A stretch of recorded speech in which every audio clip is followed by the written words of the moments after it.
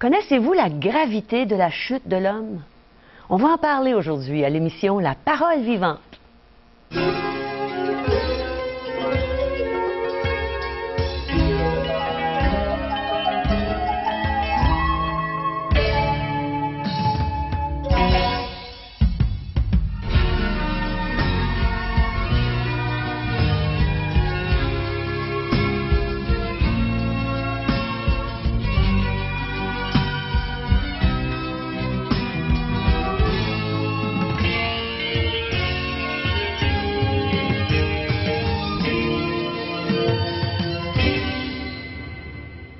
Bonjour, chers téléspectateurs, et bienvenue à une autre émission, La Parole vivante. Vous savez, on peut s'imaginer qu'un péché, c'est pas si grave que ça, mais ça l'est devant Dieu. N'est-ce pas, Régent? Bonjour. Et on va en voir naturellement, dans le cadre de cette émission, on va voir tout ce que ça peut occasionner, le fait de désobéir à Dieu. Du moins, quelques aspects, entre autres, tirés de la Genèse, les origines. Alors, l'origine du mal. D'où est-ce que ça vient le fait que nous puissions vivre de la sorte dans une vie là, aussi déchue, dans la décadence? Les termes, on essaie d'utiliser des termes pour parler du comportement de l'être humain. On analyse, on a des scientifiques, aujourd'hui on fait des études sur le comportement de l'être humain. On essaie d'expliquer pourquoi est-ce qu'il se comporte de la sorte dans tel et tel. Puis là, on va parler de son environnement, on va parler... Mais on ne parle pas de cette origine de la nature qui fait que l'être humain produit maintenant, aujourd'hui, de ce fruit qui est le mal. D'où vient le mal? Est-ce que le mal est aussi pire aujourd'hui que dans le temps d'Adam et Ève, Régent? Est-ce que Dieu voit ça aussi mal que... Aussi ça a changé? Au regard de Dieu, un Dieu saint, un Dieu pur. Alors pour lui, que ce soit cette tâche originelle ou le péché d'aujourd'hui, c'est la même chose. C'est aussi grave, la gravité est la même. Et le jugement est le même que nous allons voir dans le livre de la Genèse, chapitre 3. Prenons notre Bible. Vous avez naturellement, donc, ces premiers livres de la Bible. C'est le premier livre d'où vient l'origine. Et je vais m'installer à mon pupitre, suivez-moi. Alors, donc, regardez ensemble Genèse, chapitre 3, la déchéance de l'être humain. Comment est-ce que l'être humain en est venu à connaître le mal, à expérimenter le mal? Quelle expérience, le fait de savoir que maintenant, il était inconscient de tout cela. Imaginez, l'être humain a été créé dans un monde inconscient de la présence du mal jusqu'au jour où l'ennemi s'est présenté à l'être humain, Satan lui-même, parce que le premier péché, on tient à vous le rappeler, n'a pas été commis sur la terre, mais en présence de Dieu lui-même. C'est un ange, Lucifer, ange de lumière, qui s'est révolté contre le Créateur, voulant prendre la place du Créateur. Et c'est ce qu'il veut faire continuellement. Et il entraînait avec lui la race humaine. Dans Genèse 3, nous le voyons sous forme d'un serpent. Il se présente à Ève et à Adam. Et là, il va les influencer, les tenter, afin qu'ils puissent désobéir. Et malheureusement, l'homme va répondre d'une façon positive à l'appel de l'ennemi de Dieu. Donc, ils vont devenir semblables à lui, plutôt que d'être semblables à l'image parfaite qu'ils étaient et qu'ils avaient été créés, semblables à Dieu. Ils vont porter maintenant l'image ou la nature de cet auteur du mal qui est Satan. On va décrire tout cela dans le texte dans Genèse chapitre 3. Alors si vous voulez venir avec moi, premier livre, chapitre 3, la tentation eut lieu, l'être humain a désobéi à Dieu et nous voyons tout de suite immédiatement les résultats de cette désobéissance au verset 7. Les yeux de l'un et de l'autre, en parlant d'Ève et d'Adam, s'ouvrirent, et ils connurent qu'ils étaient nus, ayant cousu des feuilles de figuier, ils s'en firent des ceintures. Et immédiatement, l'homme se met à l'ouvrage, il se met au travail. Imaginez, eux qui n'avaient que des regards purs, ils se voyaient, Adam et Ève, d'une façon pure. Et maintenant arrive la convoitise. Ils voient leur nudité, toutes sortes de pensées négatives à cet égard, et ils se cachent, ils vont se camoufler, ils vont faire du camouflage pour essayer de dissimuler déjà à l'instant même devant Dieu ce qu'ils ont pu vivre, ce qu'ils ont pu expérimenter, cette première désobéissance de la race humaine qui les entraîne dans bien d'autres tourments. Regardez le verset 8. « Alors ils entendirent la voix de l'Éternel Dieu qui parcourait le jardin vers le soir, et l'homme et sa femme se cachèrent loin de la face de l'Éternel, Dieu au milieu des arbres du jardin. Mais l'Éternel Dieu appela l'homme et lui dit, « Où es-tu? » L'homme fuit maintenant la face de Dieu. Ce Dieu qui était en relation intime et personnelle avec la création, avec l'être humain, eh bien l'être humain, en entendant la voix vit la culpabilité, le remords.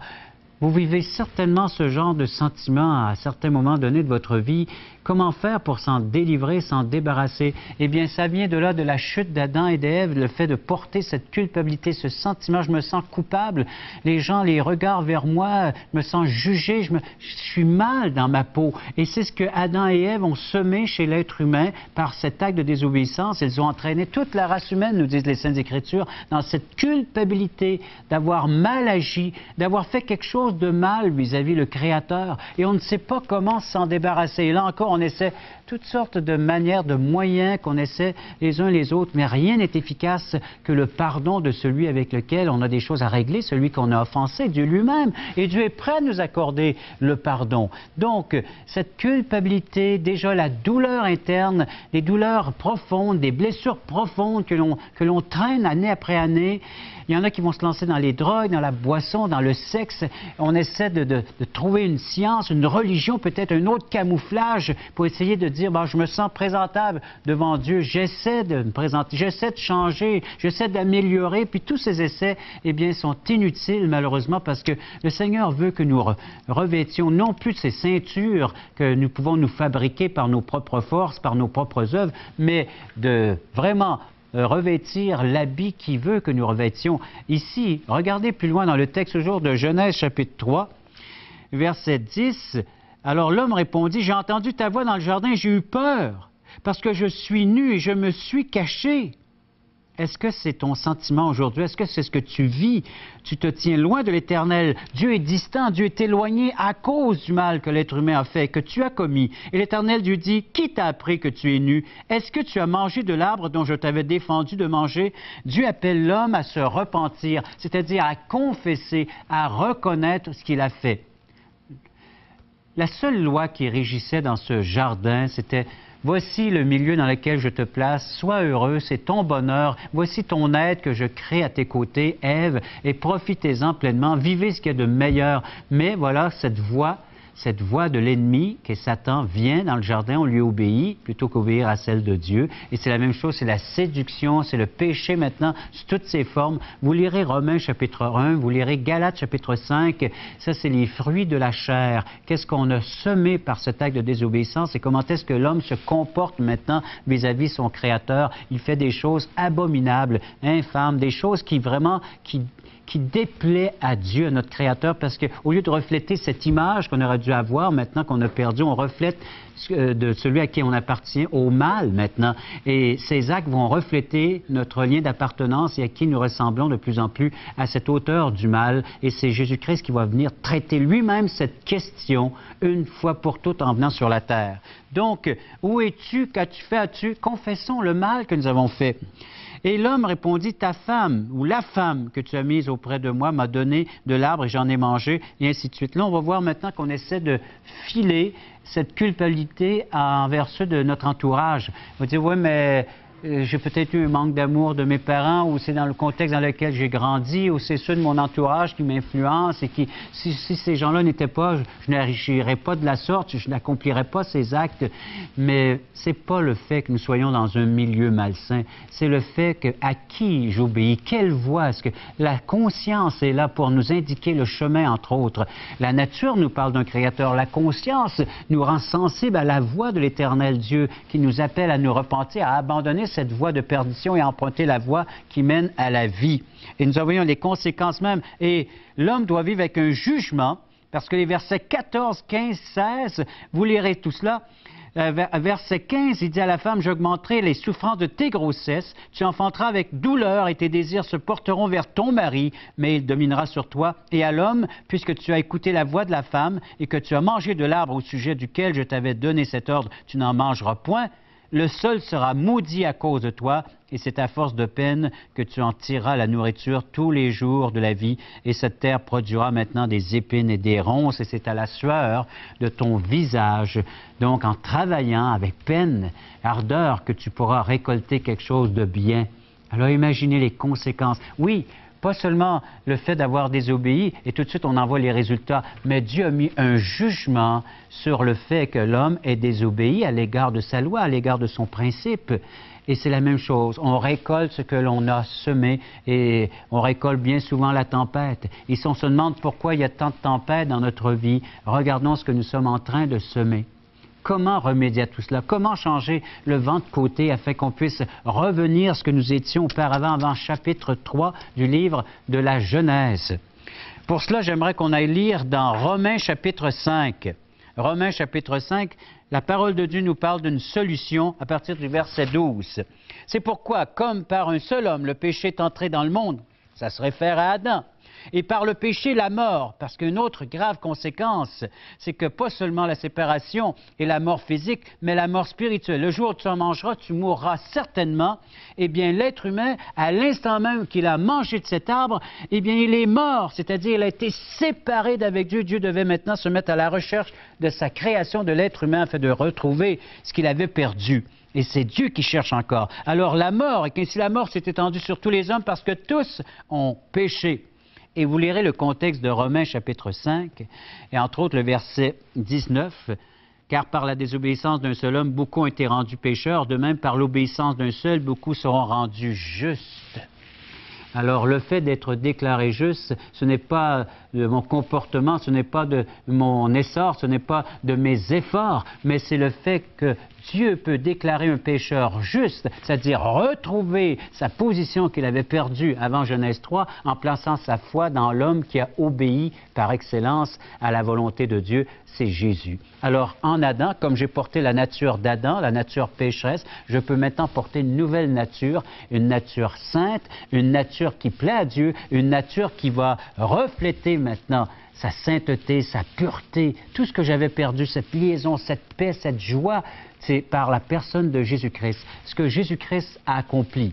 Lorsque vous vous tournez vers lui, eh bien, Dieu peut vous déclarer juste de la nature même de son Fils Jésus-Christ. Il vous voit à travers son Fils et il peut vous déclarer un enfant de lumière, un enfant de pureté, un saint, nous disent les Saintes Écritures. Cette position, on la retrouve en Jésus-Christ seul. Et je vous encourage aujourd'hui même, et tant aussi longtemps que le Seigneur permettra que j'ai un souffle dans ce corps, dans cette vie, je vais vous implorer, chers téléspectateurs, à vous tourner vers Jésus, qui est la solution de la déchéance et des gravités du péché que l'homme a pu commettre un jour sur la surface de la terre en entraînant comme ça toute la race humaine. Personne n'est exclu. Romains 3 nous dit « tous » ont péché. Tous sont privés de la gloire de Dieu, de cette présence divine. Mais en Jésus-Christ, on retrouve non seulement la bonté et la miséricorde, mais on retrouve toute cette splendeur qu'est l'être Dieu dans toute sa lumière, dans tout son être céleste. On va écouter maintenant « Ma prière monte vers toi ». Et j'espère que vous allez monter cette prière vers Dieu. Elle est interprétée, cette chanson, par France André.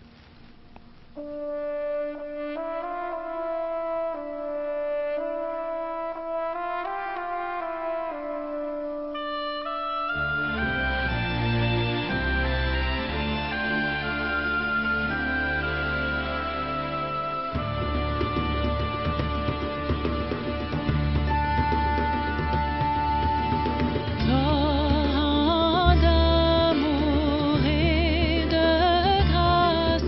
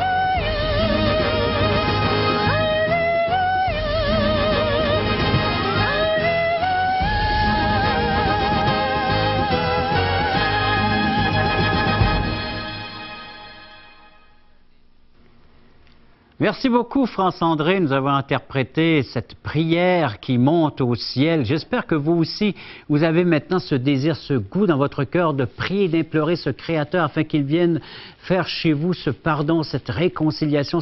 Il est prêt à agir. Vous n'avez qu'à le lui demander et il va le faire maintenant. Il est prêt de vous, prêt à intervenir.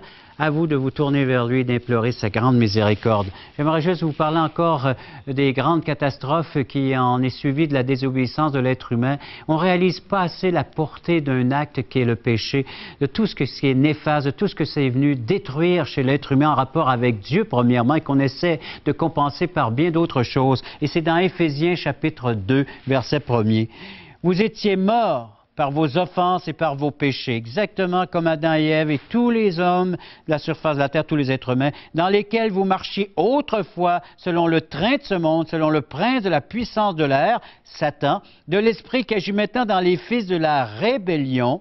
Nous tous aussi, nous étions de leur nombre et nous vivions autrefois selon les convoitises de notre chair, accomplissant les volontés de la chair et de nos pensées, et nous étions par nature des enfants de colère comme les autres. Voilà la condition humaine telle que Dieu l'aperçoit sans cette intervention divine, sans Jésus-Christ. Si vous n'avez pas imploré Jésus-Christ afin qu'il vienne accomplir parfaitement son œuvre de salut, de délivrance, c'est votre état spirituel présentement. Vous vivez de la sorte, encore sous les puissances du malin, les puissances des ténèbres, et non dans la lumière, cette admirable lumière. Et vous êtes condamnés à vivre comme ça éternellement si vous demeurez ainsi. Mais il y a une solution. Vous savez, lorsqu'on voit des enfants se rebeller, vous avez vécu ça en tant que parent, et moi aussi j'ai eu des enfants, les adolescents arrivent une période critique, difficile, et les enfants se rebellent, se révoltent. C'est pas facile à vivre comme contexte, hein, dans le milieu familial, tout ce que ça peut susciter, tout ce que ça crée. Eh bien, ça c'est minime en rapport avec ce que l'être humain a fait envers Dieu. C'était l'harmonie, c'était l'ordre, et là c'est devenu le désordre, c'est devenu très difficile pour nous de vivre. Pourquoi? Et notre Père, notre grand Dieu Tout-Puissant, attend afin que l'enfant rebelle revienne vers lui et rétablisse les ponts et les liens. C'est ce que Dieu est prêt à faire. Pourquoi? Parce que le texte suivant nous dit, Éphésiens 2, le verset 4, « Mais Dieu qui est riche en miséricorde, à cause du grand amour dont il nous a aimés, nous qui étions morts par nos offenses, nous a rendus vivants avec Christ. » Alors, de mort spirituelle que nous sommes, nous pouvons passer maintenant à la vie, et la vie abondante, déjà présente, et la vie éternelle, une vie qui n'aura jamais de fin. C'est le cadeau. Vous lirez le contexte d'Éphésiens chapitre 2, c'est une grâce, c'est un cadeau, c'est gratuit, c'est ce que Dieu offre à chacun d'entre nous, et c'est ce qu'il t'offre aujourd'hui. Tu te tournes vers lui, tu acceptes le cadeau par la foi, et il te donne la vie éternelle aujourd'hui même. Toi qui es là, Jésus t'appelle. On a vu aujourd'hui qu'à cause du péché, la mort s'est étendue sur tous les hommes, mais qu'on peut emprunter la voie qui mène à la vie en recevant Jésus comme sauveur. Vous voulez en savoir plus long là-dessus? Acceptez notre belle invitation, allez à un déjeuner de l'espoir. Vous entendrez le témoignage d'une personne qui a justement emprunté la voie qui mène à la vie et vous allez connaître intimement ce que c'est d'appartenir à Jésus-Christ. Alors regardez nos coordonnées et allez voir, vous allez sûrement avoir un déjeuner de l'espoir dans votre région et manquez pas ça, vous allez trouver ça extraordinaire d'entendre la parole de Dieu. Regardez ce qui se passe dans cette salle. Il nous manque de la place. Voulez-vous m'aider à tasser le mur, s'il vous plaît? Hein? Jésus est vivant, il vit pour toi, il vit pour moi. Jésus est ici, il vient pour toi, il vient pour moi. Il est venu pour tous nous pardonner. C'est une nouvelle naissance. C'est comme une chenille qui est transformée en papillon. Mais il faut lui demander. Dieu vous offre la vie éternelle, mais il faut que vous la receviez. Parole Vivante vous invite à participer à l'un des nombreux merveilleux déjeuners de l'espoir. Ces déjeuners ont lieu dans plusieurs restaurants réputés de la région et vous sont offerts gratuitement. Venez entendre le témoignage d'une vie transformée par la puissance de Dieu. Pour connaître les détails concernant l'endroit, la date et l'heure pour votre région, composez le 1-877-537-7647 ou notre site web www.espoir.ca. Alors bonjour, il nous fait plaisir aujourd'hui d'avoir le témoignage de Mme Monique Saunier, qui va nous rencontrer comment est-ce qu'elle a rencontré le Seigneur Jésus. Alors bonjour Monique. Bonjour Gérald. Oui, ça me fait vraiment plaisir de te raconter ce qui s'est passé dans ma vie. Il y a environ 28 ans, j'étais la personne la plus malheureuse qui passe. J'ai vécu des grandes angoisses suite à un accident quand j'étais toute jeune, mais aussi au décès de mes parents. Quand j'avais 13 ans, j'ai perdu ma mère. Elle est morte assez vite d'un cancer. Elle avait seulement 41 ans.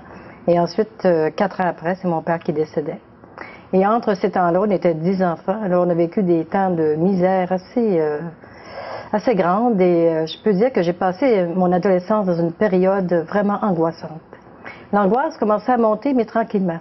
Et puis, un jour, j'ai rencontré un homme que je me suis dit, lui, il va être un peu comme mon sauveur. Et je suis tombée vraiment amoureuse, et lui aussi. Et finalement, nous sommes mariés après le décès de mon père. Et là, je pensais, maintenant que je suis mariée, j'ai une nouvelle vie, peut-être les choses vont changer. Et puis, 2 enfants sont venus s'ajouter à notre vie.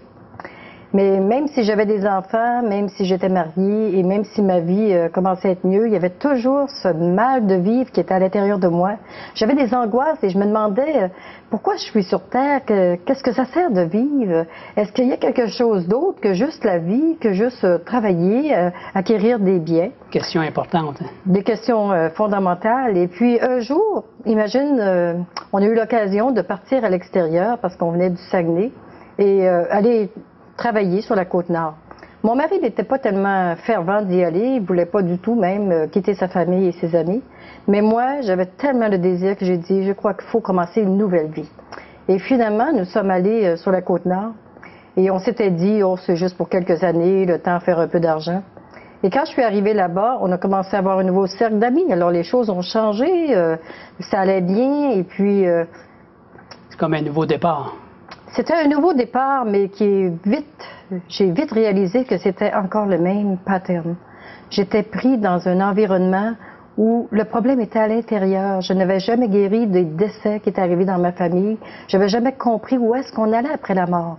Et un jour, je me rappellerai toujours, en juin 77, j'apprends que mon frère a eu un accident au Saguenay et il est décédé. Il n'avait que 18 ans. Et laisse-moi te dire que quand c'est arrivé, là, c'est comme si c'était un rappel à la vie et à la mort. Tout un choc dans une vie, ça. Un choc. J'ai commencé à questionner Dieu. Et j'ai dit, si tu existes, Dieu, montre-le-moi. Mais moi, je peux pas croire qu'est-ce qu'on m'a enseigné jusqu'à date. Parce que dans tout ce que j'avais appris, il n'y a rien qui m'avait délivré de moi-même. J'étais toujours pris à l'intérieur de moi-même. Et puis, un jour, 6 mois après, une de mes amies s'est convertie. Et quand elle m'a annoncé qu'il y avait des changements dans sa vie, moi et mon mari, tout de suite, on s'est dit, non, c'est pas pour nous. Mais Dieu avait entendu ma prière et un jour, qu'est-ce qui est arrivé, c'est qu'on a manqué d'électricité. Et par inadvertance, je suis allée chez elle, c'était ma voisine. Elle m'a parlé de Jésus. Le jour qu'elle a commencé à me parler de Jésus-Christ, j'ai entendu le message et j'avais une soif à l'intérieur et elle rencontrait mes besoins. Elle me disait ce que Jésus était venu faire pour moi, mourir sur la croix pour mes péchés, qu'il était venu pour remplir ce vide à l'intérieur que j'avais. Et j'étais tellement vide. J'ai dit, c'est ça que je veux la vie. Et ce soir-là, j'ai donné ma vie au Seigneur Jésus. J'ai été complètement libérée, plus d'angoisse, la paix. Depuis ce temps-là, j'ai une vie extraordinaire. Et tu sais, mon témoignage était écrit dans la Bible. Quelque temps après, j'ai lu le psaume 116 et j'ai réalisé dans ce passage que Dieu m'avait libéré. Merveilleux. Merveilleux qu'une personne peut changer la vie de plusieurs. Merci encore une fois, Monique, et merci beaucoup, téléspectateurs.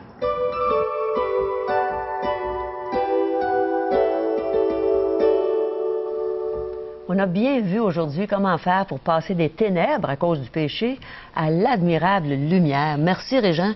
C'était tellement clair. J'espère que tout le monde a écouté avec son cœur. Parce que c'était profond, ce message, pour savoir comment faire. Et il n'y a pas de cas désespéré. Il y a de l'espoir pour tous et chacun. Oui, pour les plus grands pécheurs. Le salut que Jésus offre est pour quiconque veut bien y croire. Si on tend la main vers lui, il dit qu'il a la capacité de nous sauver, de nous retirer de la fosse dans laquelle on a pu tomber. Pardonner parfaitement. Des outils pour aider les gens à Oui. mieux saisir davantage cette vérité. Alors, Québec Espoir 2008, 400e anniversaire de la Ville de Québec, beau on souvenir. remémore, c'est un souvenir qu'on offre aux gens gratuitement en Évangile de Jean. Aujourd'hui, l'espoir, c'est Jésus seul, un autre petit tract qui nous parle de l'histoire de la déchéance de l'homme et comment y remédier. Le Nouveau Testament, édition 2008 aussi, qu'on offre gratuitement à notre population, vous avez qu'à en faire la demande. Tantôt, Caro va vous donner et divulguer les coordonnées. Et question fondamentale de J. Blanchard, existentielle. Vous avez des questions, mais vous avez des réponses dans ce livre, toujours basées sur les Saintes Écritures, la Bible. Oui. Et vous pouvez vous les procurer en nous appelant à 1-877-L'Espoir, 1-877-537-7647, ou bien vous pouvez visiter notre site web espoir.ca. Alors, c'est déjà terminé. Merci beaucoup, Régent, pour le message de l'Évangile, la bonne nouvelle du salut. Et on a hâte d'être parmi vous encore bientôt. Alors, on continue à faire nos belles émissions et à s'attendre d'entrer dans votre salon. À la prochaine.